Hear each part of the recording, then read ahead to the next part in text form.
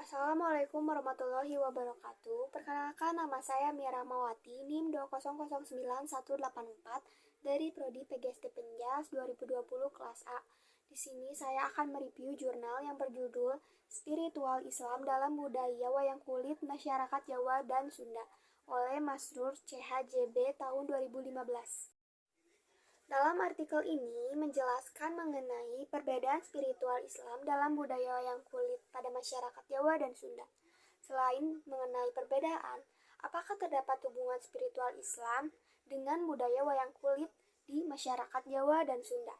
Objek penelitian ini diambil dari Desa Pengrajin Wayang Kulit, Desa Gendeng, Yogyakarta, dan Desa Gegesik, Cirebon.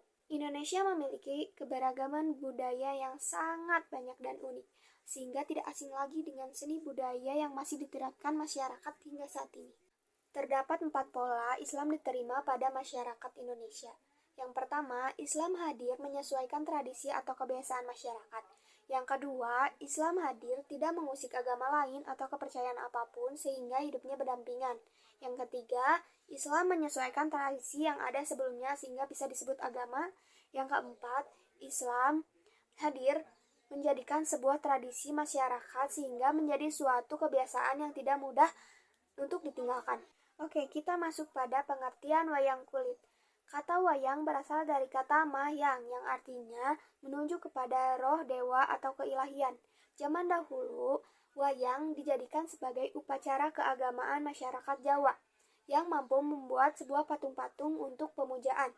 Ada juga bahwa wayang menyebutkan sebagai bayangan. Kenapa disebut bayangan? Karena penonton menyaksikan pertunjukan wayang ini di belakang layar yang ditancapi oleh tokoh-tokoh wayang dan digerakkan oleh seorang dalang. Biasanya, wayang ini diiringi oleh musik dan seorang penyanyi yaitu pesinden. Secara umum, cerita wayang ini diambil dari naskah Mahabharata dan Ramayana dari negeri India yang menceritakan asmara kehidupan raja dan kesatria. Biasanya dalam cerita wayang ini selalu menyelipkan pesan moral yang terdapat tokoh baik dan tokoh buruk. Mengenal fungsi awalnya, wayang dijadikan sebagai alat untuk menyembah kepada Tuhan. Namun, seiring berjalannya waktu, wayang dijadikan alat komunikasi masyarakat di Jawa. Terdapat daerah yang menjadikan wayang itu sebagai ritual, yang biasanya disebut sebagai ruatan. Pada masa penyebaran Islam di Jawa, wayang ini menjadi media dakwah yang menarik sehingga dapat diterima oleh masyarakat.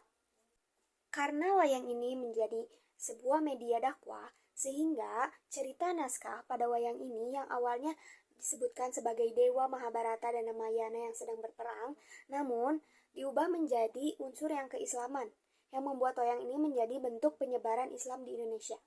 Karena cerita naskah yang awalnya dari India tentang Mahabharata dan Ramayana yang menceritakan seorang raja diubah menjadi menceritakan seorang sultan. Terdapat perbedaan spiritualitas Islam dalam budaya wayang kulit Sunda dan Jawa. Wayang kulit Jawa mempertunjukkan 9 tokoh penyebar Islam di Pulau Jawa, sedangkan wayang kulit Sunda memperlihatkan pesan-pesan moral atau sosial dalam cerita tersebut.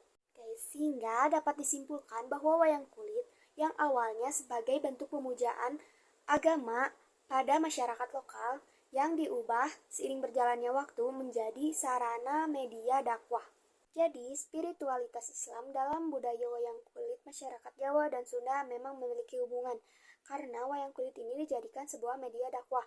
Kembali lagi ke 4 pola diterimanya Islam di Indonesia karena ketertarikan akan seni masyarakat, sehingga menjadi kesempatan menyelipkan sebuah cerita yang berunsurkan agama ke dalam cerita wayang.